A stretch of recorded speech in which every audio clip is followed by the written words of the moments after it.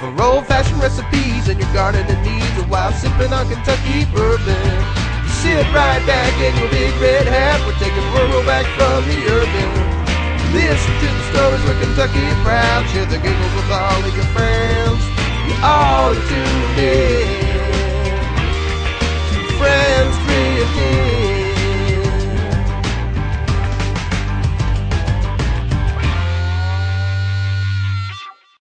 Hey, welcome to Friends Drift In, your local source for the farm-to-table movement in Eastern Kentucky. This is the May episode.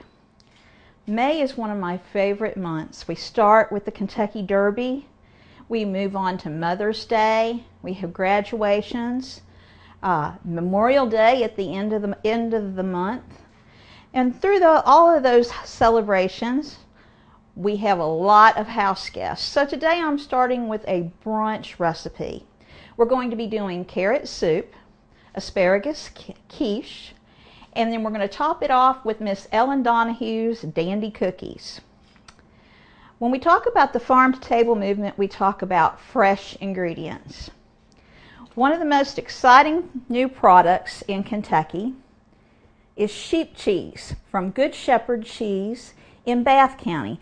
It's from Colleen and Sanford Dotson. They're from up at Phelps originally, and now they're milking sheep.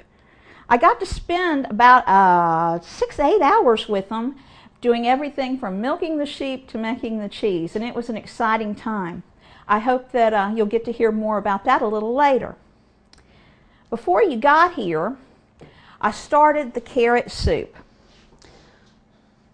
Carrots. Pretty lowly stuff, grows in the ground. Right this time of year, there's still not a lot from the garden. So what we do is we try to eat seasonally. And so to start with the carrot soup, what you do is you slice the carrots kind of thin. And then you add some onions. And you put them in a Dutch oven. Now this is my Dutch oven back here.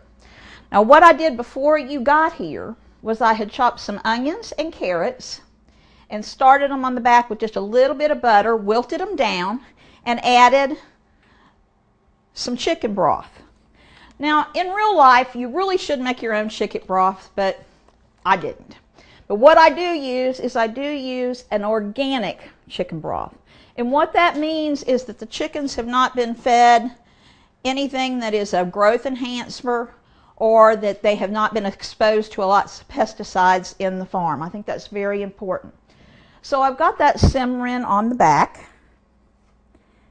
And then our next step will be to move along with the quiche. The first thing we'll do is we'll roll out the dough. I wish I could tell you that I was a good pie dough maker. My grandma made some of the best pie dough in the world, and she used vinegar. And I'm still trying to figure out how to make pie dough work. So maybe by Christmas, when we do our Christmas episode, I'll have some really great pie dough recipe for you. So what I've done is I've bought a pre-done pie dough. And we kind of roll this out. Now, it never suits me the way it is. I like to get it a little bit bigger, so I've got some room to work. Let's kind of move that around a little bit. And I like using these little flippy things. These plastic flippy things are so easy to work with. You just flip that right over and kind of pat your dough down. Now you don't want to overwork it because it'll get tough. And you don't want to make it any tears because then it'll go into the dish. After we get it kind of set in there, you take some kitchen shears and just trim around.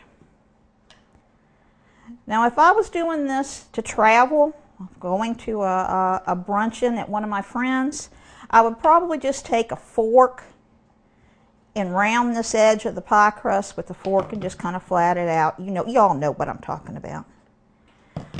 But I'm not traveling today. I'm here at the house. And this is a job that my mama used to make me do when I was a kid. And that is flute the pie shell. And what you do is you just stick one finger in and you take this finger goes this way, these fingers go this way, and you just start fluting around the edges. Doesn't take very long. And so even if you've cheated and used a store-bought pie crust, it looks like that you really went to a lot of trouble. And it's no trouble at all. It's just as simple as this. Your kids could do this. And again, when my grandma and my mama were making lots of pies, when there was big parties, this was my job, was just to go around and flute the pie crust.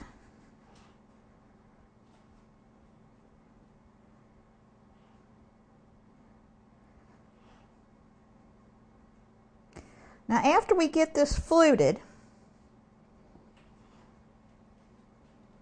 there we go, you want to take a fork, and they call this docking. And what you do is you just kind of go in here and you poke some holes. And what that does is that'll allow the steam to escape so you don't get it all poofed up. Now some people, when they're doing quiches, they don't go to this bother, but it's the way I always do it, and I think your crust comes out much crisper. Now if you were high budget, you would have pie weights. Me, I'm low budget. I'm using pinto beans. I have some that I use just for baking. You can't eat these after you bake them, but you just use them as a pie weight, and that keeps the bottom of the crust level. And what you do is you bake this off for about 10 minutes at about 325. So I'm going to stick this in the oven.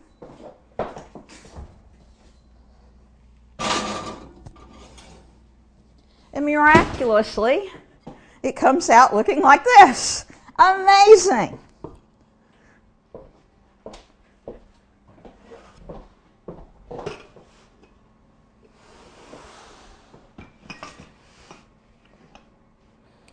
Next, we're going to cut up, what we would do is we would cut up asparagus. And I want to talk to you a little bit about asparagus. Asparagus is very seasonal. Did you know that Kentucky is the capital of asparagus production up in Maize Lick, which is in Mason County? We are floundering a little bit here in America with our asparagus production. We're down by about 25%. And the reason for that is because that we're using more imports. So buy American and buy Kentucky asparagus. It's only in season from May and June, and it's something really special. So what I've done is I've covered up my workspace, which I shouldn't have done. But the first thing you do for this quiche is, and you can't see it, you can't see me, can you? There. I want to take the tips and just slice them off. And then I'm going to put them in a little bowl with some chopped up onions, and I am going to put them on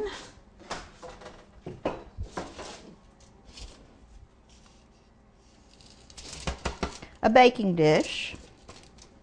I'm going to cook these at 425 for about 15 minutes. Now I'm going to add a little bit of salt and my favorite product, cold pressed olive oil. Just a little bit of olive oil on there. And we're going to put those in the oven. 15 minutes. Now while those are cooking, I've started the batter for the quiche. Now if you are gluten-free, you really don't have to use the crust. You could just do a crustless quiche, which is very trendy right now. You wouldn't have to go to all this trouble of browning the crust off. But what I've got, you should always break your eggs into a separate bowl. Do as I say, not as I do. 6 eggs, 1/4 cup of heavy cream, 1/4 cup of yogurt, 1/2 cup of Good Shepherd sheep cheese. Yes, sheep cheese. It's very mild, has a real fresh taste, kind of herby. And I guess, if you think of sheep out in the field and they're grazing, you would understand why you're getting that herbaceous. And then a little bit of onion. And what you do is you take a whisk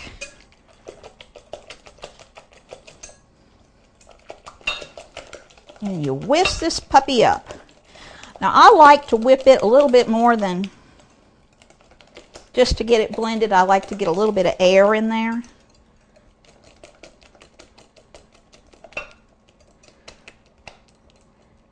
And then we'll set that aside. We're going to cook this down. And that'll take about, 4 or 5 minutes. When you're cooking asparagus, you want to cook it on the top of the stove with a little bit of butter, a little bit of onions. And all I've done is I've kind of got it just so it's softened a little bit. It should be a really bright green. And after we get that softened, we're going to add this asparagus right, and I bet you can't see that. There it is. And we're going to add that right to the plate.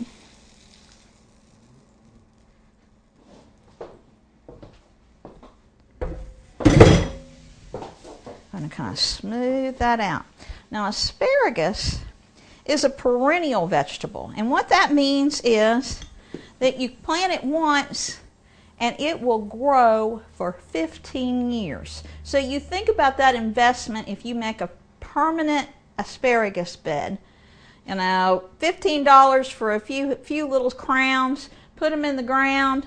You've got it for 15 years as long as their feet don't get wet. It's an amazing thing. You're saving money and you're definitely getting a fresh Kentucky product. Now we take the egg custard that I've already whipped up. I'm going to whip it just a little bit more. And we're going to add that in.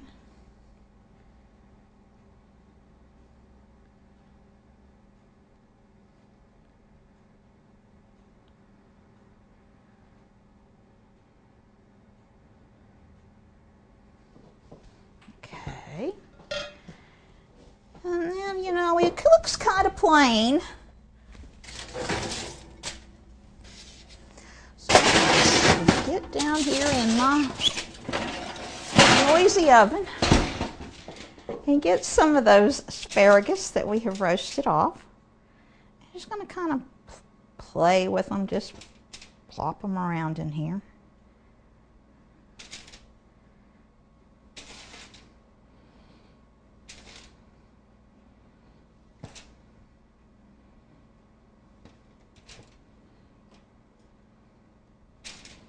Good.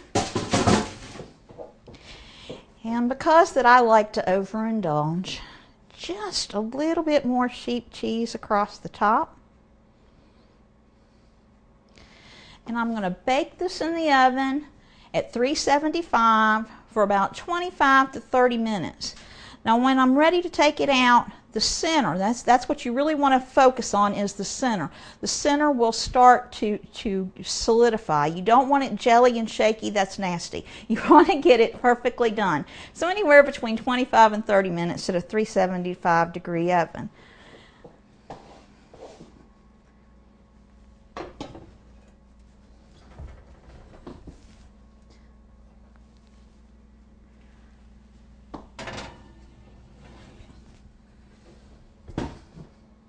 Now while we've got that cooking off, we're going to go check on my carrot soup. Now what that had in it was butter. We had some chopped onion. We had garlic. You can grow garlic yourself. Order it in the fall. You can do it a permanent bed in there with your asparagus. It's going to save you money. It's going to be fresh. If you can't grow, if you're a city dweller and don't have enough room to do a little bit of garlic, look for Blue Moon garlic. It's made in Lexington, grown in Lexington. It's some of the best that you can get.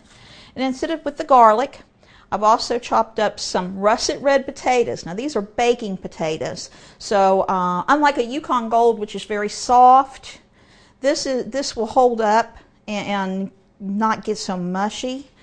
The other ingredient I had was orange juice and oranges. You know I'm all about local. Obviously we don't grow oranges in Pike County. But what I want to tell you about these oranges is this is an organic orange, and it'll say right on it, Valencia Organic. And this one is particularly from California. I'd rather buy California than from Spain or someplace else. And the reason that I buy organic oranges is if I'm going to do a zest, which I'm going to do here in a minute, which is where you take this and you use the peel for a flavoring. If it's organic, it doesn't have pesticides on it. And if I'm going to be eating zest, I sure don't want extra pesticides in there. You pay extra for that. Don't do it. Get the organic. So as we've started, I don't like kitchen appliances. Charlie will tell you I will not use the KitchenAid. I will not use the food processor. But this is the bomb. This is called an emulsion blender. Emerald calls it a boat motor. If you live up near Fish Trap, you know what a boat motor looks like. I love it. It's just got a little bitty blade on it. You turn this puppy on and plunge it in here. And it'll make a mess, and sometimes I wear goggles. Don't laugh at me, I do. But I just try to use it and get it smooth, and it just keeps going.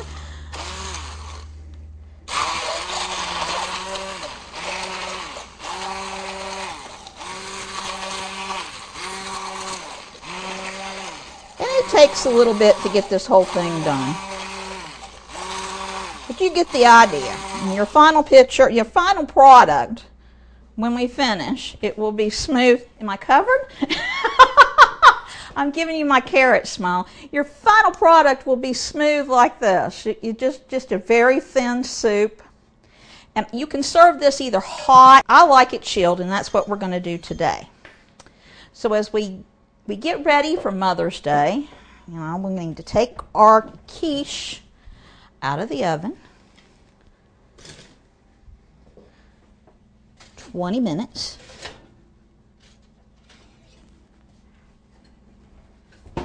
And this is one of my favorites. This is how it looks. And then we want to plate it up for Mom. So this is how I'm going to present it today. Cut a bite of this. This usually, now I'm cutting it fresh out of the oven, so it's not going to cut quite as pretty. Really, you should let it cool anywhere from 20 minutes to up to 4 hours. I do not like to make these ahead of time and put in the refrigerator because it gets kind of liquidy. And my crust is going to break, but that's all right. So we're going to put on a little bit of the quiche. And then what's very, very trendy, shooters. Cold carrot soup in a little shooter glass. And I'm going to garnish that. It's got just a little bit of orange juice in it. And I'm going to garnish it. This is called a microplane, and I'm going to garnish it with just a little bit of orange across the plate. Because Mom is special. She deserves a little bit of that. And then I'm going to stick a little bit of this in here. This fall, I spent some time with the Battaglio brothers. They're big hotshot chefs from Maryland. One of their biggest pieces of advice that they gave me was use everything. So when we buy carrots, a lot of times we just throw the greens away. Nah, the Battaglio brothers wouldn't do that. So we're just going to add a little carrot top in there. Now if you've got kids, kids will love this little shooter thing. So we've got the quiche and we've got the shooter, and then on my website you'll find the recipe for Miss Ellen Donahue's cookies. I will tell you that these little cookies, they don't look like much, They were the star of the women's club meeting. Every time we have a tea, everybody wants Miss Ellen's cookies. So I'm going to plate it upside down. I'm going to take just a little bit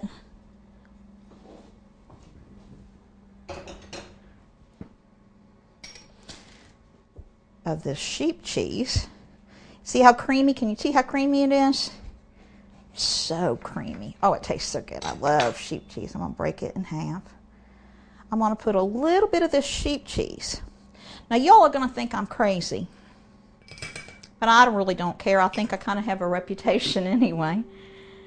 Taking a little bit of my homemade blackberry jam, and I'm going to put it on that sheep cheese. Sheep cheese is considered a dessert cheese, and it's very sweet. And so when they end it, when the sheep herders were in the field, this is how they would end their day, with a very sweet dessert, a lot of fresh fruits and blackberry jam. So here we are. We're going to try this asparagus quiche. Fresh asparagus, fresh organic eggs.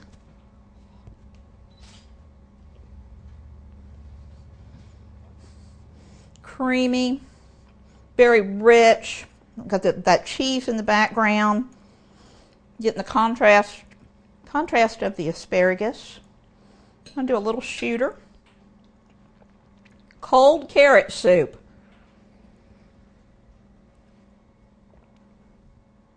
Just do it. And to finish the meal, Miss Ellen Donahue's cookie with sheep cheese and homemade blackberry jam.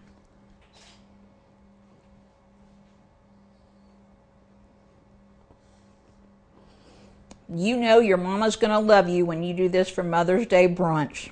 I'm Joyce Pinson. This has been Friends Drift In. Catch you in another month. Share the giggles.